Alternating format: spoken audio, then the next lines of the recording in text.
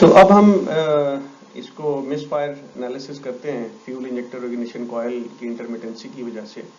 ये ग्राफ यहाँ पे ग्रीन में जैसे मैंने पहले भी एक्सप्लेन किया है, ये लैम्डा सेंसर की रीडिंग शो कर रहा है और ये 1 की लाइन है।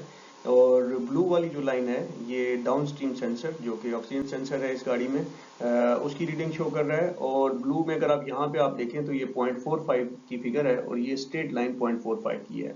हमने कहा था कि 1 से अगर वैल्यू ऊपर जाएंगी तो ये लीन कंडीशन होगी, ऑक्सीजन कंटेंट ज़्यादा वो पिक करेगा। और नीचे जाएगा 1 की लाइन से तो वो कहेगा ऑक्सीजन कंटेंट कम है, तो उसका मतलब है गाड़ी रिच है। और लाइकवाइज जो ये ब्लू वाली लाइन है उसके केस में थोड़ा उलट है कि 0.45 से जब ऊपर जाएगा तो वो कहेगा कि गाड़ी रिच है और ऑक्सीजन कंटेंट कम है। और अगर ब्लू लाइन 0.45 की वैल्यू से कम जाएगी तो वो कहेगा ऑक्सीजन कंटेंट ज़्यादा हो गया है और गाड़ी लीन हो गई है। हमने किया ये है कि इसी एक ही इंस्टेंस के अंदर, इसी एक ही ग्राफ के अंदर जब गाड़ी स्टार्ट थी हमने रिकॉर्डिंग पे लगाया और एक लम्हे के लिए हमने इग्निशन कॉइल को ग्राउंड किया, उसको डिस्कार्ड किया और फिर उसको वापस प्लग इन कर दिया। और थोड़ी देर के बाद फिर हमने अब गाड़ी नॉर्मल यहाँ पे रन कर रही है, फिर हमने जो इंजेक्टर है उसका प्लग रिमूव किया, फ्यूल की डिलीवरी बंद हुई और फिर उसी वक्त उसी लम्हे दोबारा उसको लगा दिया और गाड़ी फिर दोबारा नॉर्मल ऑपरेट करने लगी।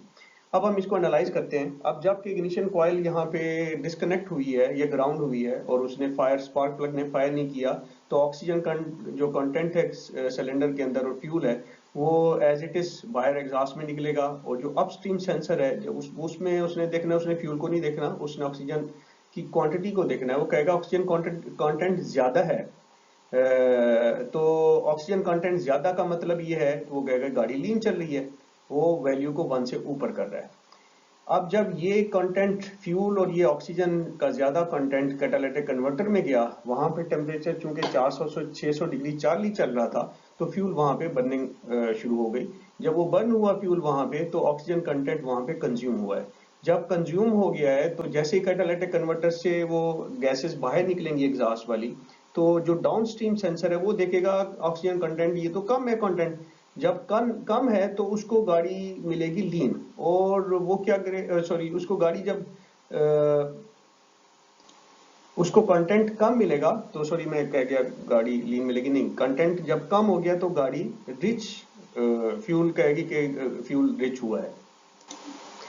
तो गाड़ी उसको रिच मिल रही है ऑक्सीजन कंटेंट कम होने की वजह से। क्यों कम हुआ है? कैटालिटिक कन्वर्टर के अंदर वो कंज्यूम हुई ऑक्सीजन, कंज्यूम हुई है, बर्निंग हुई है वहां पे।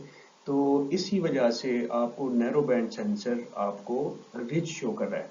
अब ये जो चीज है, ये जो ग्राफ पैटर्न है, जब आप इसको एनालाइज करेंगे ग्राफ को और आपको इस तरह की कंडीशन मिलती है कि गाड़ी एक लम्हे के लिए रिच हुई है अपस्ट्रीम सेंसर में, जबकि अगले लम्हे आपको वो गाड़ी उसी उसी वक्त आपको जब वो गैसेस निकल के डाउनस्ट्रीम सेंसर में गई हैं तो वहां पे आपको लीन मिल रही है। तो इसका मतलब है कि बैकग्राउंड में क्या हुआ है, बैकग्राउंड में स्पार्क नहीं हुआ सिलेंडर के अंदर, आप यहां से एस्टेब्लिश कर सकते हैं। तो आपका जो इंटरमिटेंट मिसफायर था जो कि एक लम्हे के लिए हुआ और अभी वो नहीं हो रहा, आपने उसको रिकॉर्ड किया डाटा को, इन दो पैरामीटर्स को, और वहां से आपको ये केस मिला तो आपने आइडेंटिफाई कर लिया कि भाई मुझे अब आई नीड टू सी कि मेरे इग्निशन सर्किट के अंदर कोई इशू तो नहीं है, इंटरमिटेंसी तो नहीं है, कोई तार तो नहीं हिल रही किसी किस्म की, या कॉइल में कोई मसला तो नहीं आ गया, कोई लीड जो इग्निशन कॉइल सिस्टम की वो कहीं पे शॉर्ट तो नहीं कर रही है। तो आप उस तरफ को जाने की कोशिश करेंगे। अब हम आ जाते हैं दूसरे सिनेरियो के अंदर। दूसरे सिनेरियो में क्या हुआ कि आपने फ्यूल इंजेक्टर को अनप्लग कर दिया। जब आपने फ्यूल इंजेक्टर को अनप्लग कर दिया तो आपका फ्यूल वहां पे नहीं गया। जब आपका फ्यूल नहीं गया तो ऑक्सीजन कंटेंट उसको वहां पे ज्यादा मिला।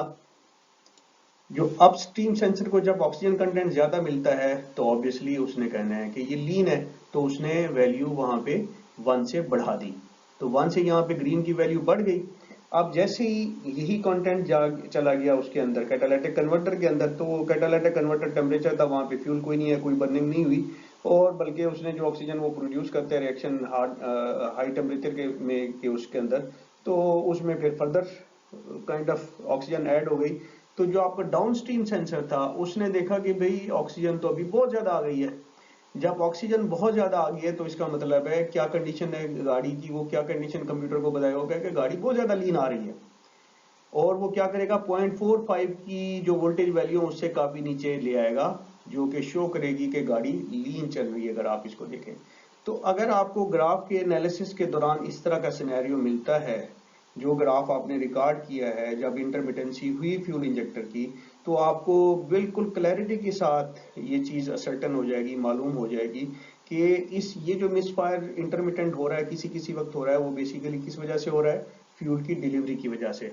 अब वो फ्यूल की डिलीवरी जो इंटरमिटेंट है वो हो सकता है इंजेक्टर की सर्किट की वजह से हो, या पीछे जो आपका फ्यूल पंप है उसकी वजह से भी हो सकती है, या कहीं पे फ्यूल लीकेज की वजह से भी हो सकती है। Whatsoever is the case, but आपको ये अंदाजा हो जाएगा, यहाँ से क्लियरली अंदाजा हो जाएगा इस केस से कि मैंने फ्यूल सिस्टम की तरफ जाना है। और इस केस से आपको क्या अंदाजा हो रहा है, इस ग्राफ के एनालिसिस के, इससे आपको ये अंदाजा हो रहा है कि आपने इग्निशन सिस्टम की तरफ जाना है।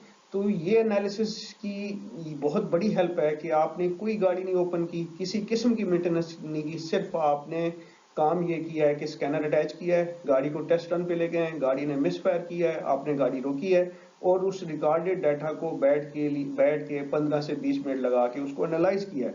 और एनालाइज करने के बाद आप पहुंच जाते हैं इस इशू की तरफ कि ये इशू इंटरमिटेंट का किस वजह से हुआ। अदरवाइज इंटरमिटेंट को सर्च करना, उसको उस पर काम करना बहुत मुश्किल काम है, और उसको जब तक वो मसला नहीं आता, इल्ला माशाल्लाह ये है कि आप स्ट्रगल करते रहते हैं, मुख्तलिफ चीज़ें खोलते रहते हैं और आपको कहीं पे कोई वॉइस मिल जाए तो आप अंदाज़ा लगा लेते हैं कि जी इसी की वजह से होगा। बट वो एक बेसिकली असेसमेंट होती है, उसमें प्रोबेबिलिटी होती है कि यही वजह होगी। बट डाटा एनालिसिस की वजह से आप बिल्कुल पिन पॉइंट करके बता सकते हैं कि जी ये रीजंस हैं और इस रीजन का ये प्रूफ है, और आप वहां पे उसको रेक्टिफाई करके अपनी गाड़ी को ठीक कर सकते हैं। that is all for this lecture. I thank you all. Assalamu alaikum.